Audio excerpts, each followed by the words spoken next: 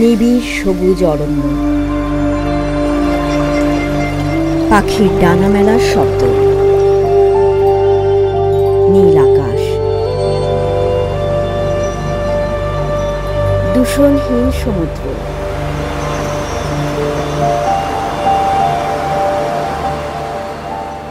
আমাদের নীল গ্রহকে আমরা এমনভাবেই দেখতে চাই, পরিবেশ ও প্রতিবেশের উন্নয়নের মাধ্যমে নিশ্চিত করা সম্ভব সেই নির্মল প্রকৃতি ও জীববৈচিত্র্য।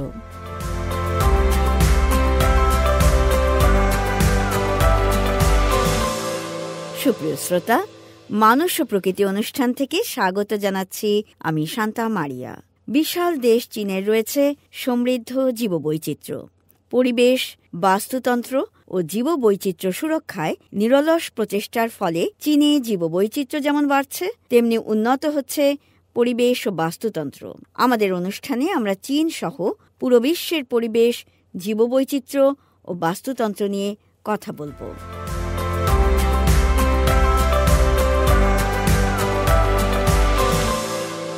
সাইবেরিয়ান টাইগার তুষার নিয়ে খেলতে ভালোবাসে। লিয়াওনিং প্রদেশে সাম্প্রতিক তুষারপাতের পর কেমনভাবে খেলা করছে একটি টাইগার পার্কের বাঘেরা, চলুন শোনা যাক প্রতিবেদনে।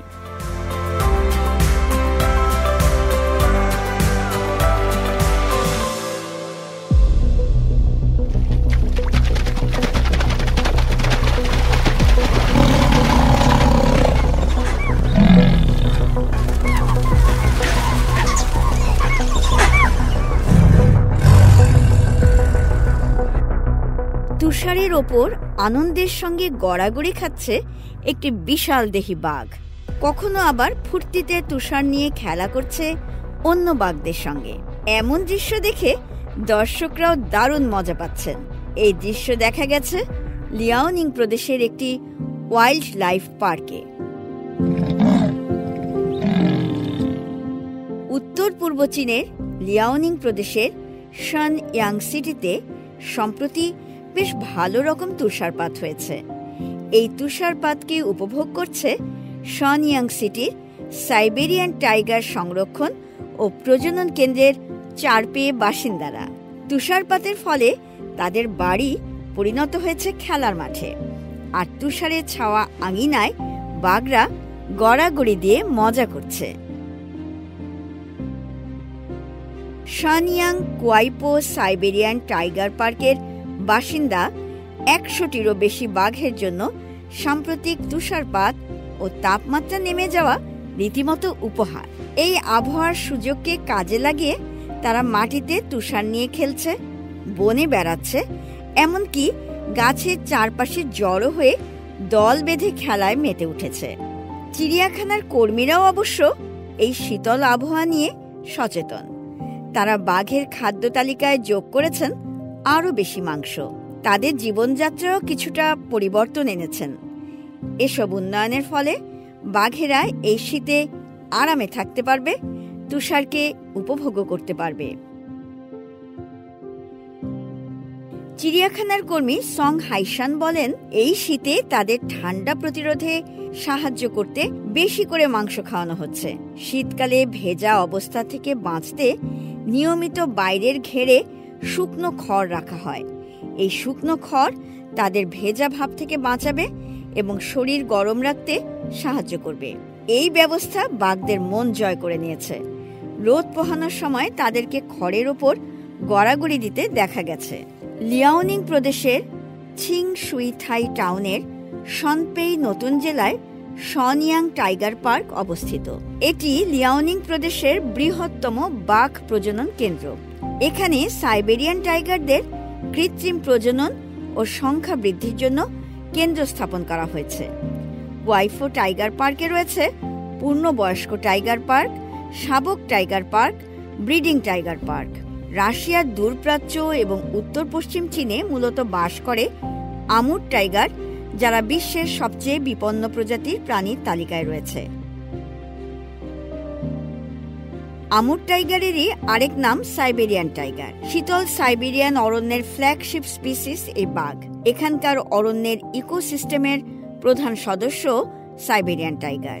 সাইবেরিয়ান টাইগারের বৈজ্ঞানিক নাম প্যান্থেরা টাইগ্রিস টাইগ্রিস। রাশিয়ার দূরপ্রাচ্য এবং উত্তর পূর্ব চীনের নেটিভ প্রজাতি এই বাঘ।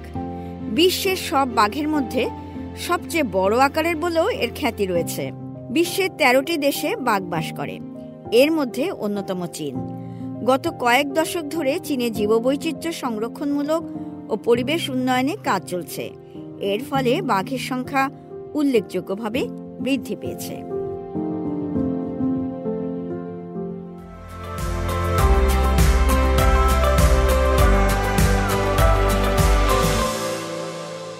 সুপ্রিয় শ্রোতা, একটি বসবাসযোগ্য ও নিরাপদ পৃথিবী গড়ে তুলতে সচেতনতা সৃষ্টির লক্ষ্যে আমাদের অনুষ্ঠান মানুষ ও প্রকৃতি। অনুষ্ঠানের এ পর্যায়ে শুনব প্রকৃতি সংবাদ। নদীকে সুন্দর করতে দারুণ সব উদ্যোগ নিয়েছে চীন সরকার। সম্প্রতি দৃষ্টিনন্দন নদী ও হ্রদ নির্মাণে সরকারের উদ্যোগগুলোর একটি তালিকা প্রকাশিত হয়েছে। এ বিষয়ে প্রকৃতি সংবাদে বিস্তারিত বলবেন ফয়সাল আব্দুল্লাহ।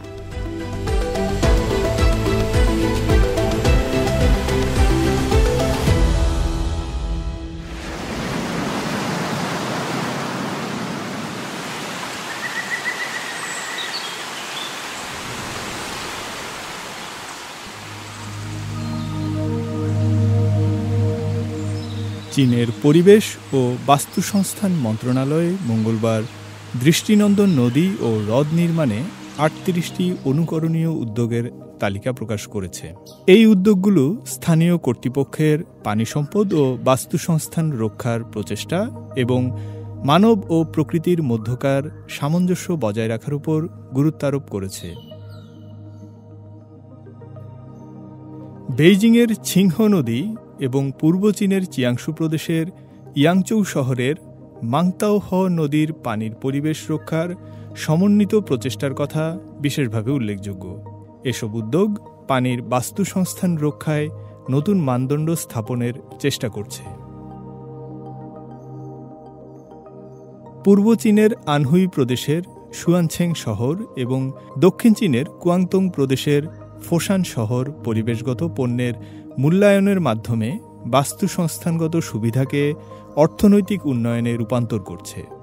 এসব প্রচেষ্টা ছিংগেচিয়াং এবং কাওমিংহে নদীর তীরে উচ্চ মানসম্পন্ন উন্নয়নকে এগিয়ে নিচ্ছে। পশ্চিম চীনের ছংছিং এবং সিচুয়ান প্রদেশ যৌথভাবে তংবোহে নদীর উপরের ও নিম্ন অংশের সংযোগকারী একটি সমন্বিত শাসন ব্যবস্থা চালু করেছে, যা একটি দৃষ্টান্তমূলক উদ্যোগ হিসেবে বিবেচিত।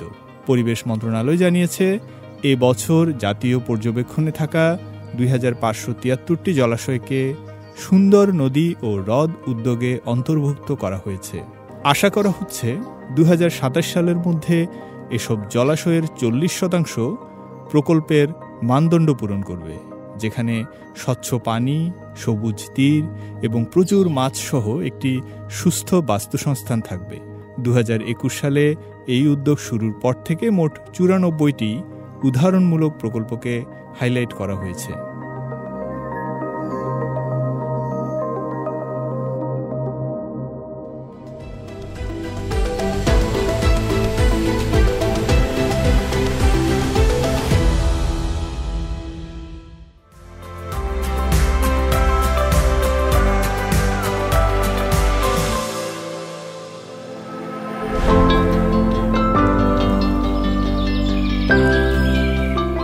সুপ্রিয় শ্রোতা, আমাদের প্রিয় এই বিশ্বকে বাসযোগ্য করে গড়ে তুলতে প্রত্যেকের রয়েছে কিছু ভূমিকা।